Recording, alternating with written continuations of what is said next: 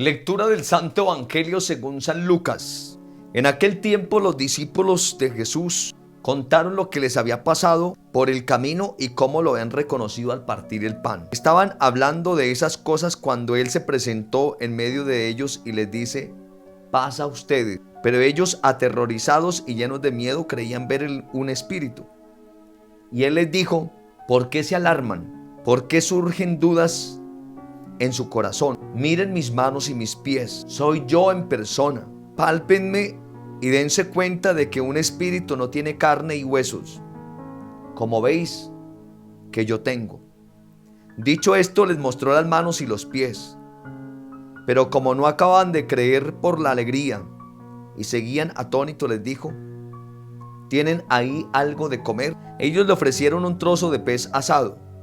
Él lo tomó y comió delante de ellos y les dijo: esto es lo que les dije mientras estaba con ustedes, que era necesario que se cumpliera todo lo escrito en la ley de Moisés y en los profetas y salmos acerca de mí.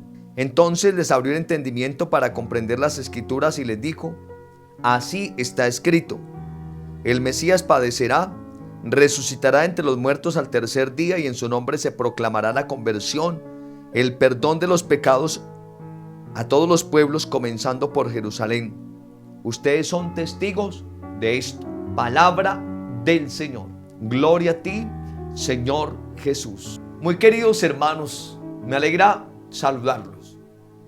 El evangelio que acabamos de escuchar pertenece al gran capítulo 24 de San Lucas, el capítulo de la Pascua, el capítulo del paso de la tristeza a la fe, del desconcierto al anuncio y del miedo al testimonio. Venimos del relato de Emaús. Los discípulos que habían reconocido al Señor al partir el pan ahora están contando lo sucedido. Y mientras ellos hablan, Jesús mismo se presenta en medio de ellos. Este detalle es bellísimo y muy importante, porque el resucitado no se manifiesta solo a individuos aislados, sino en medio de la comunidad. Ya había dicho el Señor que donde 2 o 3 se reúnen en mi nombre, allí estaría Él en medio de ellos. Y ahora esa promesa se cumple de manera pascual. La fe cristiana no nace del aislamiento espiritual, sino del encuentro con Cristo en medio de la iglesia. Y lo primero que Jesús dice es: paz a ustedes. Y eso también les comparto a ustedes al comenzar esta mañana. Paz a ustedes. Y no es un saludo cualquiera. No es una fórmula de cortesía. Es el don mesiánico por excelencia. Ya en la última cena, según San Juan, Jesús había prometido: la paz les dejo, mi paz les doy. No se la doy como la del mundo. Y ahora, después de la cruz, esa paz llega como fruto de la Pascua. Es la paz del que venció el pecado, del que derrotó la muerte, del que reconcilia al hombre con Dios, como lo decíamos en el pregón. Por eso esta paz no significa simplemente ausencia de problemas, sino reconciliación profunda, orden interior, comunión restaurada. Y es muy importante notar a quienes les da esa paz, a los discípulos, cómo están ellos asustados, desconcertados, todavía heridos por la pasión. Cristo no espera a que ya estén serenos para acercarse. Se presenta precisamente en medio del miedo. Eso sigue siendo verdad hoy. Muchas veces el Señor no llega cuando ya tenemos todo resuelto, sino justamente cuando estamos confundidos, rotos o alarmados. Ahí está el Señor, y justamente esto lo tenemos que empezar a mirar y lo empezamos que empezar a detectar. El texto dice que ellos, aterrorizados y llenos de miedo, creían ver un espíritu. Esto también es muy importante. Los discípulos no aparecen aquí como personas ingenuas, fáciles de impresionar. Al contrario, su primera reacción no es entusiasmo fácil, sino miedo. La fe pascual no nace de una credulidad superficial, sino de una iniciativa de resurrección que va venciendo la incredulidad y abriendo poco a poco el corazón. San Lucas, el evangelista, subraya esto para que quede claro que la resurrección no fue una sugestión colectiva ni una fantasía de los discípulos. Entonces Jesús les pregunta: ¿por qué se alarman? ¿Por qué surgen dudas en su corazón? Y aquí vale la pena detenerse en la palabra corazón. En la Sagrada Escritura, el corazón no es el lugar de los sentimientos. Es el centro de la persona, donde piensa, decide, ama, recuerda y cree. Por eso uno coloca las manos así, para orar. Por eso la duda aquí no es solo intelectual. Toda la persona está sacudida. El miedo, la decepción, el fracaso vivido en la cruz, todo eso todavía pasa en el corazón de los discípulos. Y entonces Jesús les dice: miren mis manos, miren mis pies, soy yo en persona. Aquí está una de las claves más fuertes del texto. El resucitado es el mismo crucificado, no es otro, no es una persona vacía. No es una energía espiritual, no es un recuerdo bonito que vuelve, es el mismo. Las manos y los pies remiten a las huellas de la pasión. Esas manos recuerdan las obras del Señor, pero también los clavos. Esos pies recuerdan su camino, pero también la cruz. Y aquí se cumple en una forma nueva lo que ya San Juan presentara con Tomás. El resucitado conserva las marcas del amor llevado hasta el extremo. La gloria no borra a la cruz, la configura. Por eso Jesús añade: pálpenme y dense cuenta de que un espíritu no tiene carne y huesos como ven que tengo yo. Lucas insiste muchísimo en la realidad del cuerpo resucitado del Señor. No se trata de volver simplemente a la vida anterior, como si nada hubiera pasado, pero tampoco se trata de una existencia fantasma. El resucitado es real, corporal, concreto, aunque ya transformado por la gloria de Dios. Y esto es muy importante para la fe cristiana, porque nosotros no creemos en la supervivencia de una idea, sino en la victoria real de la vida sobre la muerte. Por eso más adelante, en los Hechos de los Apóstoles, Pedro diría que ellos comieron y bebieron con él después de la resurrección de los muertos. La Pascua toca la historia, no solo la imaginación religiosa. Y de hecho, aquí mismo Jesús pide algo de comer. ¿Tienen ahí algo de comer? Le ofrecen un trozo de pez asado y él lo toma y lo come delante de ellos. Este gesto tiene una fuerza inmensa. El resucitado no solo habla, comparte la mesa. Ya en el relato de Maús había sido reconocido en la fracción del pan y ahora vuelve a aparecer en un texto de comida compartida. San Lucas está preparando así a la iglesia para comprender algo fundamental. El resucitado sigue haciendo presencia en la comunidad, en la mesa, en la fracción del pan, en la comunión. Eso es Eucaristía. La manera como le reconocieron es el sacramento de la Eucaristía. Luego viene el centro de la explicación de Jesús. Esto es lo que les dije mientras estaba con ustedes, que era necesario que se cumpliera todo lo escrito en la ley de Moisés y en los profetas y salmos acerca de mí. Aquí está la gran clave hermenéutica del Evangelio. La resurrección no se entiende solo porque Jesús se aparezca. La resurrección se comprende a la luz de la Sagrada Escritura. Ya en Emaús había comenzado por Moisés y por los profetas para explicarles lo que se refería a él. Y ahora retoma esa misma línea, pero de manera más completa. La ley, los profetas, los salmos, es decir, toda la escritura de Israel. Qué interesante leer nuestra vida a la luz de la escritura. Eso significa que el misterio de Cristo no cae del cielo, como algo desconectado de la historia. Toda la historia de la salvación converge en él. Desde el Cordero Pascual del Éxodo, pasando por el siervo sufriente de Isaías y por el justo perseguido de los salmos, por Jonás saliendo del abismo, por Oseas cuando dice: al tercer día nos hará resurgir. Todo iba preparando el corazón del pueblo para comprender el camino del Mesías. La Pascua no es improvisación, es simplemente cumplimiento. Esto ya no lo habían anunciado. Esto ya lo estamos evidenciando y es de una manera concreta lo que se había mencionado antes.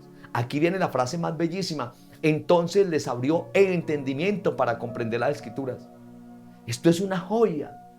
No basta tener textos, no basta haberlo leído antes. Hace falta que Cristo abra el entendimiento. Lo mismo había pasado con los discípulos de Emaús.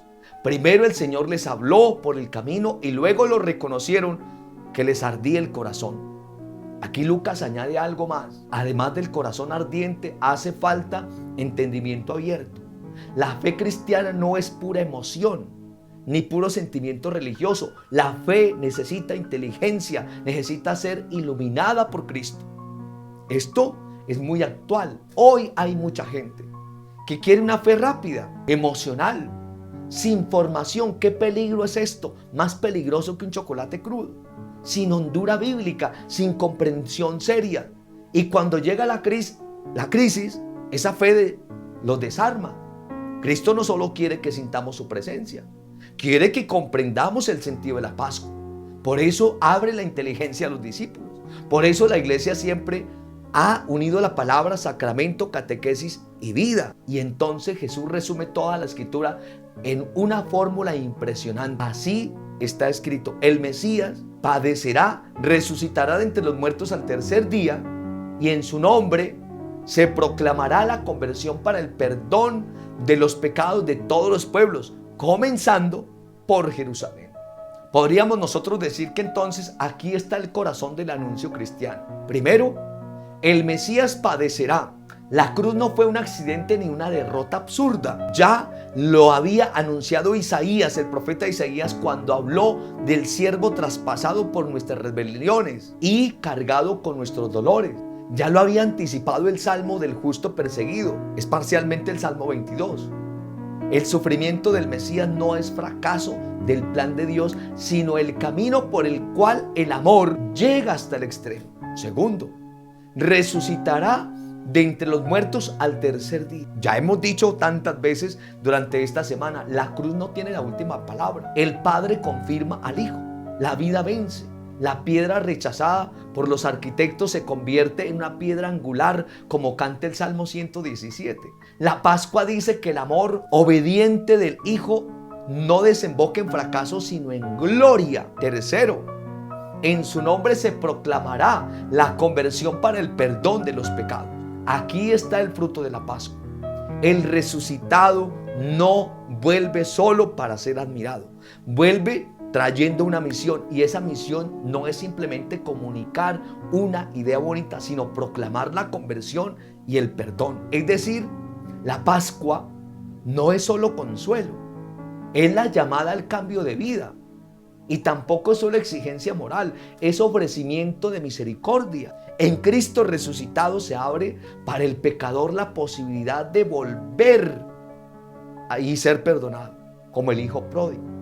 Y esto a todos los pueblos. La salvación ya no queda encerrada en un horizonte estrecho. La Pascua abre una versalidad nueva. Lo que comenzó en Israel se desborda hacia todas las naciones. Y sin embargo, Jesús dice algo muy significativo: comenzando por Jerusalén. Es decir, el anuncio empieza justo donde Jesús fue rechazado, donde fue condenado, donde fue crucificado. ¡Qué impresionante! La misericordia comienza allí donde el pecado se mostró con más dureza. Dios no huye del lugar herido, lo convierte en un punto de partida de la misión. Mire cómo la situación compleja y difícil se convierte en una herramienta. Y finalmente Jesús concluye: ustedes son testigos de esto. Esta frase lo cambia absolutamente todo. Los discípulos no están llamados a ser simplemente repetidores de doctrina, son testigos, y testigos somos nosotros. Y aún el testigo es alguien que ha alcanzado personalmente un acontecimiento que le ha cambiado la vida. La iglesia no exige, o mejor, no existe para repetir frases vacías, existe para dar testimonio de que Cristo vive, de que en su nombre hay perdón, de que la conversión es posible, de que la paz del resucitado puede transformar el corazón humano. Y aquí está la aplicación concreta de este evangelio. Pongamos nosotros ahora nuestra cuota para decir: esto me está diciendo el Señor hoy. También hoy Cristo se presenta en medio de una humanidad asustada. ¿Qué nos tiene asustado? Y en medio de esto también Él pronuncia la paz sobre corazones confundidos. También hay mucha gente que cree en un Cristo reducido a recuerdo o a idea, pero no reconoce la realidad viva del resucitado. También hoy hace falta que Él abra nuestro entendimiento para comprender las Escrituras. También hoy la iglesia está llamada a proclamar la conversión y el perdón, no acomodándose al pecado ni endureciéndose sin misericordia.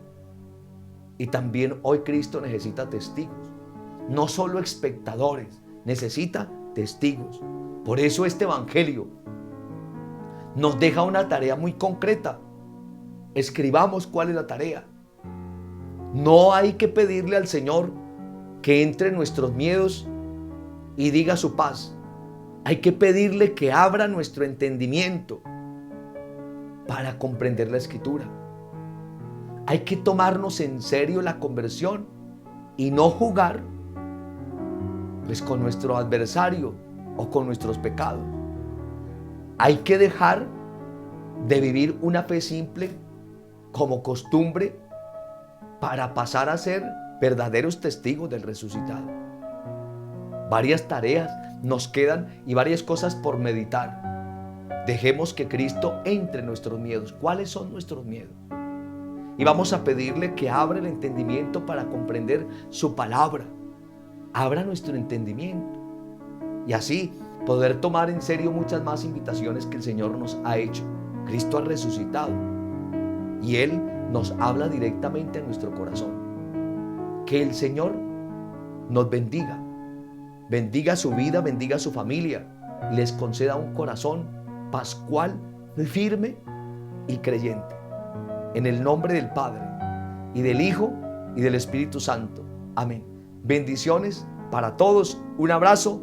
Seguimos encontrándonos en la reflexión del Evangelio.